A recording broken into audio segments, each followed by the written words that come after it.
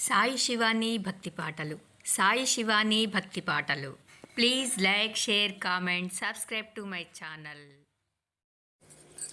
ఓం శ్రీ మహాగణాధిపతయే నమః. ఓం శ్రీ గురుభ్యో నమః. ఓం శ్రీ మాత్రే నమః. జై శ్రీరామ్, జై హనుమాన్.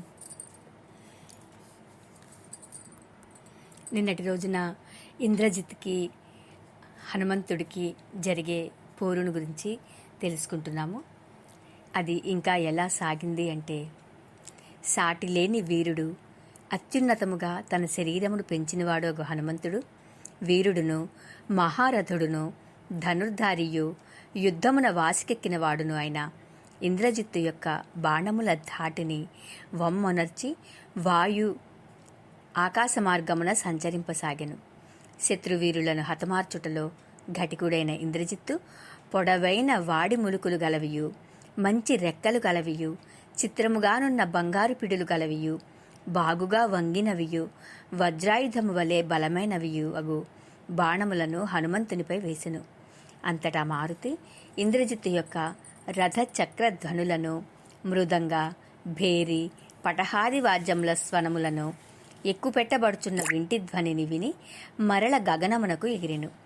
గురిచూచి కొట్టుటలో సమర్థుడైన ఇంద్రజిత్తు యొక్క లక్ష్యమును వమ్మువనొర్చుచు ఆ వానరోత్తముడు బాణములకు చిక్కకుండా వాటి మధ్య తిరుగసాగెను. వాయుసుతుడైన హనుమంతుడు ఆ ఇంద్రజిత్తు యొక్క బాణములకు ఎదురుగా నిలబడుచుండెడివాడు. ఇంద్రజిత్తు గురిచూసి బాణములను ప్రయోగించినంతలో అతడు వెంటనే చేతులు చాచి దాగుడు మూతలాడువాని వలె రివ్వున మరల పైకెగిరెడివాడు. మిక్కిలి వేగముగా యుద్ధమునర్చుటలో సమర్థులైన వారిద్దరును సకల ప్రాణులకు ఆశ్చర్యం గొలుపునట్లుగా మహాయుద్ధమునర్చుచుండిరి. హనుమంతుని ఎట్లు జయింపవలెనో ఇంద్రజిత్తునకు తెలియకుండెను. ఇంద్రజిత్తును పడగొట్టు ఉపాయం హనుమంతునకు తోచకుండెను. దేవతలతో సమానమైన పరాక్రమము గల వారిద్దరును పోరు సల్పుచు ఒకరిని మరి ఒకరు జయించుటకు అసాధ్యులుగా నుండిరి. బాణములను సంధించి ప్రయోగించుటలో ఏకాగ్రచిత్తుడైన ప్రతిభాశాలియగు ఇంద్రజిత్తు తన గురి వమ్మైపోచుండుట వలనను, అమోఘములైన శరములు కూడా గురి తప్పి పడిపోచుండుట చేతను తీవ్ర విచారమునకు లోనయ్యెను. ఆ ఇంద్రజిత్తు హనుమంతుని చంపుట అసాధ్యమని తలంచెను. అది సరే, కనీసము ఆ వానర ప్రముఖుని బంధించుటకై అతనిని నిశ్చేష్టునిగా చేయుటకు ఉపాయమేమి అని అతడు బాగా ఆలోచించసాగెను. పిమ్మట అస్త్రవిధులలో ప్రముఖుడు, వీరుడు, మహా తేజస్శాలియు అయిన ఇంద్రజిత్తు ఆ వానరోత్తమునిపై బ్రహ్మాస్త్రమును సంధించను. ఈ మహావానరుని చంపుట అసాధ్యమని తలచి అస్త్ర రహస్యములను ఎరింగిన భుజ బలశాలియగు ఇంద్రజిత్తు ఆ మారుతిని బ్రహ్మాస్త్రముతే బంధించెను. ఇంద్రజిత్తు ప్రయోగించిన బ్రహ్మాస్త్రమునకు కట్టుబడిన వాడై ఆ కపివరుడు నిశ్చేష్టుడై భూమిపై పడిపోయెను. ఆ హనుమంతుడు తాను బ్రహ్మాస్త్రంచే బంధింపబడినట్లు తెలుసుకొనెను. కాని బ్రహ్మదేవుని వరప్రభావన ఆ అస్త్రశక్తి క్షణకాలంలో తొలగిపోయెను. అది ఆయనను ఏమాత్రము బాధింపలేదు. అప్పుడతడు తనను బ్రహ్మదేవుడు అనుగ్రహించినని తలంచెను. అది స్వయంభువ మంత్రములచే అభిమంత్రింపబడిన బ్రహ్మాస్త్రము అని ఎరింగి బ్రహ్మ తనకు ప్రసాదించిన వరమును గుర్తుకు తెచ్చుకొనెను. పితామహుని మహిమచే ప్రభావితమైన ఈ బ్రహ్మాస్త్రము నుండి తప్పించుకొనగల శక్తి నాకు లేదు అని తలంచి ఇంద్రజిత్తు దానిని నాపై ప్రయోగించెను. సరే, ఈ బ్రహ్మాస్త్రమునకు నేను కట్టుబడి ఉండుటయే ఉత్తము. ఆ విధముగా నేను బ్రహ్మదేవును గౌరవించినట్లగును. ఆ హనుమంతుడు బ్రహ్మాస్త్రం యొక్క ప్రభావమును, తనపై పితామహునకు గల అనుగ్రహమును గుర్తునకు తెచ్చుకొనెను. బ్రహ్మాస్త్రం నుండి తప్పించుకొనగల శక్తి తనకు ఉన్నదని తెలిసియు అతడు బ్రహ్మదేవుని ఆజ్ఞను శిరసావహించెను. నేను బ్రహ్మాస్త్రంచే బంధింపబడినను బ్రహ్మదేవుడు, దేవేంద్రుడు, వాయుదేవుడు నన్ను రక్షించుచున్నందున నేను భయపడవలసిన పనియే లేదు. రాక్షసులు నన్ను బంధించి రావణుని వద్దకు తీసుకుని వెళ్ళినను నాకు లాభమే అగును. ఏలననా నేను స్వయముగా అక్కడ రావణునితో మాట్లాడవచ్చును. అందువలన శత్రువులు నన్ను తీసుకుని వెళుదురుగాక. శత్రువులను పరిమార్చగలవాడును, సదసద్విచక్షణతో దూరదృష్టి గలవాడును అయిన హనుమంతుడు కృతనిశ్చయుడై నిశ్చేష్టుడై ఉండెను. అంతటా శత్రువులు ఆయన మీదికి విజృంభించి బలప్రయోగంతో బంధించి భయపెట్టసాగిరి. అప్పుడు మారుతి బిగ్గరగా కేకవేసెను. అనంతరము రాక్షసులు శత్రు సంహారకుడైన హనుమంతుడు నిశ్చేష్టుడై ఉండుట చూసి గట్టిగా పేనిన జనపనార త్రాళ్లతోనూ వల్కముల చేతను ఆయనను బంధించిరి. ఒకవేళ రావణుడు నన్ను చూచుటకై కుతూహలపడుచూ ఉండవచ్చును అని నిశ్చయించుకొని హనుమంతుడు తనను శత్రువీరులు బంధించుటను నిందించుటను కూడా ఇష్టముతో సహించెను. మహావీరుడైన హనుమంతుడు వల్కములు అంటే నారచే బంధింపబడిన వెంటనే బ్రహ్మాస్త్రము అతన్ని తన బంధము నుండి విముక్తిని గావించెను. ఏలనన తనచే బంధింపబడిన వానిని ఇతర సాధనములచే మరల బంధించినచో బ్రహ్మాస్త్రము అతనిని తన బంధం నుండి విడిచిపెట్టును. వల్కములు మున్నగు వానిచే బంధింపబడిన ఆ వానరోత్తముని బ్రహ్మాస్త్రం తన బంధము నుండి విముక్తిని చేయటను గమనించి వీరుడైన ఇంద్రజిత్తు ఇట్లు తలపోయసాగెను. ఇతర సాధనములచే బంధింపబడిన వానిని బ్రహ్మాస్త్రము తన బంధము నుండి విడిచిపెట్టును. అయ్యో, నా శక్తినంతయు ధారపోసి చేసిన ఈ ఘనకార్యము బూడిదలో పోసిన పన్నీరైనది కదా. బ్రహ్మాస్త్ర మంత్ర పద్ధతిని ఎరుగక రాక్షసులు తెలివి మాలిన వారే ఇట్లు చేసిరి. బ్రహ్మాస్త్రమును ప్రయోగించిన పిమ్మట మరి యొక్క అస్త్రము ఏదియూ పనిచేయదు. బ్రహ్మాస్త్రమును మరల ప్రయోగింపవలను పడదు. అతడి బంధములను త్రెంచుకొనిచో మనందరినీ ఇరుకున పెట్టవచ్చును. అయినచో మన కర్తవ్యమేమి? ఇప్పుడు అతడు చేయజాలనిది ఏమిటి? గొప్ప చిక్కే వచ్చి పడినది. హనుమంతుడు బ్రహ్మాస్త్రము నుండి తాను విముక్తుడైన విషయమును ఇతరులకు తెలియనేలేదు. క్రూరులైన రాక్షసులు అతనిని బంధములతో కట్టి కట్టెలతో బాదుచూ పిడికిళ్లతో పొడుచుచూ రావణుని సమీపమునకు లాక్కొని పోయిరి. రావణుని చూడవలనని సంకల్పంతో ఈ రాక్షసులు పెట్టు బాధలను అన్నింటినీ హనుమంతుడు బుద్ధిపూర్వకంగా ఓర్చుకొనెను. అంతటా బ్రహ్మాస్త్రము నుండి విముక్తుడై జనపనార తాళ్లతోనూ వల్కముల చేతను బంధితుడై ఉన్న మహావీరుడగు వానరోత్తముని ఇంద్రజిత్తు సభాస్థలికి తీసుకుని వెళ్లి పరివారములతో కూడియున్న రావణునకు చూపించెను. బంధింపబడిన మదపు టేనుగు వలెనున్న హనుమంతుని గూర్చి రాక్షసులు అశోకవనమును ధ్వంసమునర్చిన వానరుడు ఇతడే అని తమ రాజైన రావణునకు నివేదించిరి. ఆ సభలోని రాక్షస వీరులు ఆ వానరుని చూచి, ఇతడు ఎవరు? ఎవరివాడు? ఎక్కడి నుంచి వచ్చినాడు? ఇతడు వచ్చిన పని ఏమి? ఇతనికి ఆశ్రయమును ఇచ్చినదెవరు? అని పరస్పరము చర్చించుకొనసాగిరి. అచట మిక్కిలి ఆగ్రహముతోనున్న మరికొందరు రాక్షసులు చంపుడు, కాల్చివేయుడు, భక్షింపుడు అని ఒకరితోనొకరు చెప్పుకొనసాగిరి. మహాత్ముడైన హనుమంతుడు మార్గమును దాటి అమూల్య రత్నములతో అలంకృతమయ్యున్న రావణుని భవనమును, సభలో రావణుని పాదముల సమీపముననున్న అతని ముఖ్య సచివులను ఒక్కసారిగా పరికించుచు చూచెను. మహా తేజస్శాలి అయిన ఆ రావణుడు వికృతాకారులైన రాక్షసులచే ఇటూ నటూ లాగబడుచున్న కపీశ్వరుని చూసెను. తేజోబల సంపన్నుడై సూర్యుని వలె విరాజిల్లుచున్న రాక్షసరాజును ఆ కపిసత్తముడు చూసెను. ఎర్రబారిన కనులతో రోషముతో గ్రుడ్లురుముచు రావణుడు కపివరుని పరికించి చూసి, సభలో ఆసీనులయ్యున్న కులశీలములు కలిగి అనుభవజ్ఞులైన ప్రముఖులగు మంత్రులను అతనిని గూర్చి తెలుసుకొనుడని ఆజ్ఞాపించెను. ఆ మంత్రివరులు వచ్చిన పనిని గూర్చి, ఆ కార్యహేతువు మొదలగు వాణిని గూర్చియు క్రమముగా ఆ కపివరిని ప్రశ్నించిరి. అంతట మారుతి, నేను వానర ప్రభువైన సుగ్రీవుడు పంపగా వచ్చిన దూతను అని పలికెను. 48వ సర్గ సంపూర్ణం. 49వ సర్గలో రావణుని ఆకారం చూచి హనుమంతుడు ఆశ్చర్యపరుట. శత్రువులకు భయమును కొలుపునట్టి పరాక్రమవంతుడైన హనుమంతుడు రావణుని కృత్యమునకు ఆశ్చర్యపడెను. అతడు క్రోధముతో కన్నులెర్రచేసి ఆ రావణుని చూసెను. రావణుడు ధరించిన కిరీటము మేలిమి బంగారముతో నిర్మింపబడి మంచి ముత్యములచే పొదగబడి దగదగలాడుచుండెను. అట్టి కిరీట ద్యుతులతో అతడు విరాజిల్లుచుండెను. సానలు దీరిన జాతి వజ్రములతోడను అమూల్యములైన మణులతోడను పొదుగబడి సంకల్పమాత్రమున సిద్ధములై చిత్ర విచిత్రముగానున్న స్వర్ణాభరణములతో అతడు తేజరిల్లుచుండెను.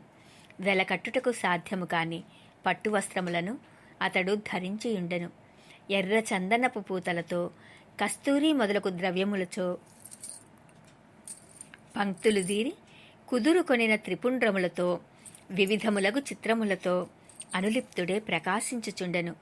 అతని కనులు విశాలముగా నుండుటచే దర్శనీయములై ఎర్రబారి ఉండుటచే భయమును కొలుపుచును ఉండెను. దంతములు పదునుదేరి ప్రకాశించుచుండెను, పెదవులు వ్రేలాడుచుండెను. మహా తేజశాలియు వీరుడును అయిన రావణుడు 10 శిరస్సులతో కనిపించుచు అనేకములైన క్రూర మృగములతో నిండిన శిఖరములు గల మందర పర్వతము వలె ఒప్పుచుండెను. అతడు కాటుక కొండవలే విలసిల్లుచు వక్షస్థలమునందు మిలమిలలాడుచున్న హారములతో శోభిల్లుచుండెను. పూర్ణ చంద్రుని వలె దగదగలాడుచున్న రత్నహారములతో విరాజిల్లుచు పెద్ద కొంగలతో కూడిన మేఘము వలె ఒప్పారుచుండెను. అతని బాహువులు మేలి చందనములచే పూయబడియుండెను. అవి జిలుగు పనితనము వలన భుజకీర్తులతో మెరయుచున్న దండ కడియములతో అలంకృతములై ఉండెను. ఆ బాహువులు పరిపుష్టములై 5 పడగల సర్పము వలె అలరారుచుండెను. అతని పీఠము మేలైనప్పటి కమణులతో చిత్రముగా నిర్మితమై ఉండెను. అది రత్నముల కూర్పుతో అలంకృతమై ఉండెను. దానిపై శ్రేష్టమైన ఆస్తరణము అంటే రత్నకంబళము పరచబడి ఉండెను. అట్టి ఉన్నత సింహాసనముపై అతడు సుఖాసీనుడై ఉండెను. చక్కగా అలంకరించుకొని వింజామరలను చేబూనిన కాంతలు చుట్టూను చేరి సమీపమున నుండి ఆ రావణునకు సేవలను నర్చుచుండిరి. మంత్రాంగతత్వమును బాగుగా ఎరిగిన వారును బలదర్పితులను అయిన దుర్ధరుడు, ప్రహస్తుడు, మహాపార్శ్వుడు, నికుంభుడు అను రాక్షస మంత్రులు అతని చుట్టూ చేరిండిరి.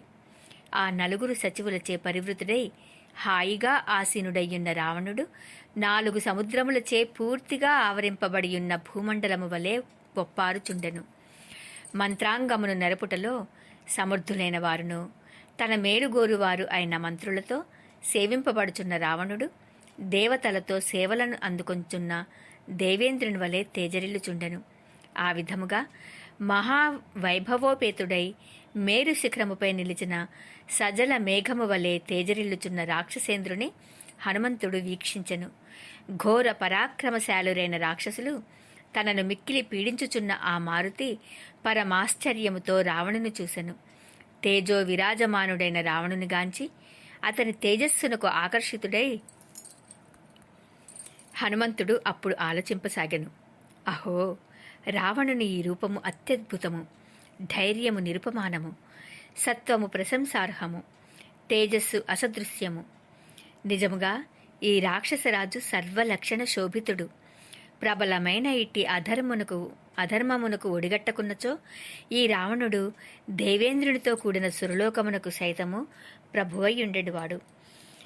క్రూరములైన హింసాత్మకములైన లోక నింద్యములైన ఇతని అధర్మ కృత్యముల కారణముగా సురాసురులతో కూడిన లోకములు అన్నియును ఇతనికి భయపడుచున్నవి. ఇతడు క్రుద్ధుడైనచో సమస్త జగత్తును సముద్రమున ముంచి ప్రళయమును సృష్టించునకు సమర్థుడు కదా. మిక్కిరి పరాక్రమశాలి అయిన రావణుని ప్రభావమును గ్రహించి ప్రతిభామూర్తి అయిన హనుమంతుడు ఇట్లు పెక్కు రీతిలా చింతింపసాగెను. 49వ సర్గ సంపూర్ణము. ఇక 50వ సర్గలో రావణుడి ప్రహస్తుని చేత హనుమంతుని లంకా ప్రవేశమునకు కారణం అడిగించుట, హనుమంతుడు తాను శ్రీరాముని దూతనని తెలుపుట గురించి తెలుసుకుందాము. మహాబాహువు లోకకంటకుడు అయిన రావణుడు తన ఎదుటనున్న ఆ వానరోత్తముని పరిశీలనగా చూచి కోపోద్రిక్తుడాయను. మహా తేజస్సుతో ప్రకాశించుచున్న కపివరుని గాంచి సంశయచిత్తుడై అతడు ఇట్లు ఆలోచింపసాగెను. పూర్వము నేను కైలాస పర్వతమును కదిలించినప్పుడు కుపితుడై నన్ను శపించిన నందీశ్వరుడే ఈ రూపముతో ప్రత్యక్షముగా ఇతడికి వచ్చినా ఏమి? కానిచో ఇతడు నా వానర రూపమున వచ్చిన ఆ బాణాసురుడై ఉండవచ్చును. రోషముతో కన్నులెర్ర చేసిన ఆ రావణుడు మంత్రి ముఖ్యుడైన ప్రహస్తుని వైపు చూసి సందర్భోచితములగు అర్థవంతములైన మాటలను గంభీరంగా ఇట్లు పలికెను. ఈ దిష్టుడు ఎచటి నుండి వచ్చెను? వీని రాకకు కారణమేమి?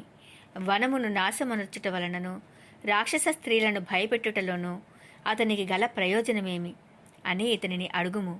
ఏ ప్రయోజనమును ఆశించి దుర్భేద్యమైన నా నగరమునెదురు ప్రవేశించెను? యుద్ధమునర్చుటలో ఇతని ఉద్దేశ్యమేమి అని ఈ దుర్మతిని అడుగుము. రావణుని ఆజ్ఞననుసరించి ప్రహస్తుడిట్లనెను. ఓ వానరా, ఊరడిల్లుము. నీవు భయపడవలసిన పనిలేదు.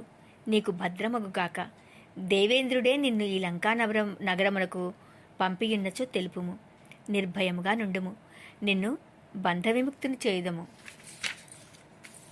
గూఢచారి రూపమున నీవు మా నగరమున ప్రవేశించితివి.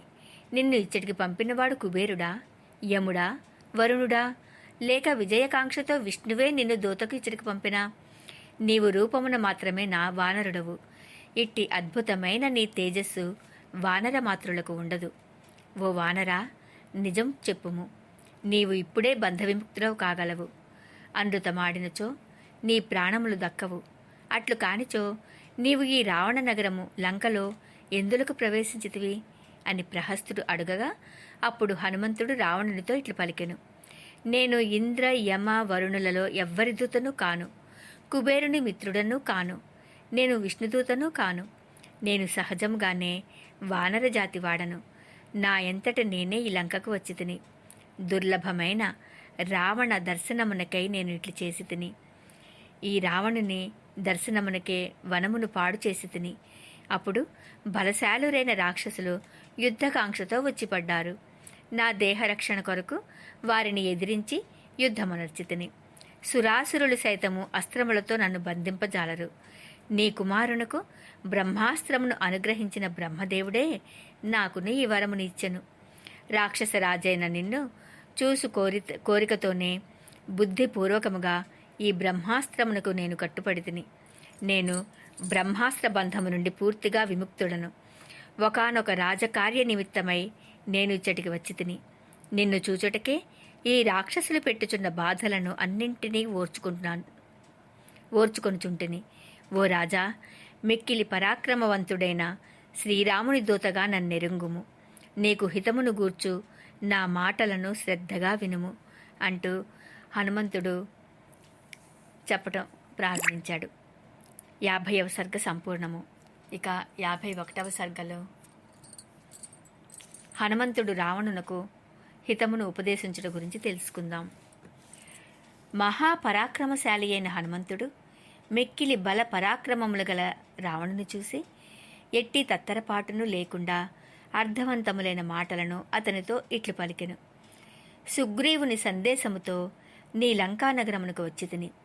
సోదరుని వలె నీ హితమును కోరు వానరరాజైన ఆ సుగ్రీవుడు రాక్షసరాజువైన నీ క్షేమ సమాచారములను అడిగెను. మహాత్ముడు, నీకు సోదరతుల్యుడు అయిన సుగ్రీవుని సందేశమును వినుము. ఇది ధర్మార్థములతో కూడినది. ఇహ పర లోకములందు శ్రేయస్సును కూర్చున్నది. దశరథుడను పేరు గల ఒక మహారాజు కలడు. అతడు రథాశ్వగజ బలములు కలవాడు. లోకమునకు తండ్రి వంటివాడు, బంధువు, ఇంద్రుని వలె మహా తేజస్శాలి. అతని పెద్ద కుమారుని పేరు శ్రీరాముడు. అతడు ఆజానుబాహువు, ఎల్లరకును ప్రియమును గూర్చువాడు, సర్వసమర్థుడు, మహాపరాక్రమోపేతుడు, ధర్మ మార్గానువర్తనుడు. అట్టి శ్రీరాముడు తండ్రి ఆజ్ఞానుసారము సోదరుడైన లక్ష్మణునితో, భార్య అయిన సీతాదేవితో రాజ్యమును వీడి దండకారణ్యమున ప్రవేశించెను. ఆయన భార్య అయిన సీతాదేవి మహాసాధ్వి. ఆమె మహాత్ముడు విదేహరాజు అయిన జనకుని కూతురు. ఆమె దండకారణ్యమునందు అపహరింపబడినది. ఆ రాజపుత్రుడు తమ్ముడైన లక్ష్మణస్వామితో కూడి ఆ సీతాదేవిని వెదుకుచు ఋష్యముఖ పర్వతమును చేరి సుగ్రీవునితో కలిసెను. సీతాదేవిని వెదికించుటకు సుగ్రీవుడును, వానర రాజ్యమునకు సుగ్రీవుని రాజుగా చేయుటకు శ్రీరాముడును ప్రతినలు పూనిరి. పిదప రాజకుమారుడైన ఆ శ్రీరాముడు వాళ్ళని యుద్ధమునందు హతమార్చెను. అతడు సుగ్రీవుని వానర భల్లూకములకు ప్రభువుగను కిష్కింధకు రాజుగను చేసెను. వానర ప్రముఖుడైన వాలి నీకు ఇంతకుముందే తెలియను. శ్రీరాముడు ఆ వానర ప్రముఖుని ఒకే ఒక్క బాణముతో రణరంగమున పరిమార్చెను.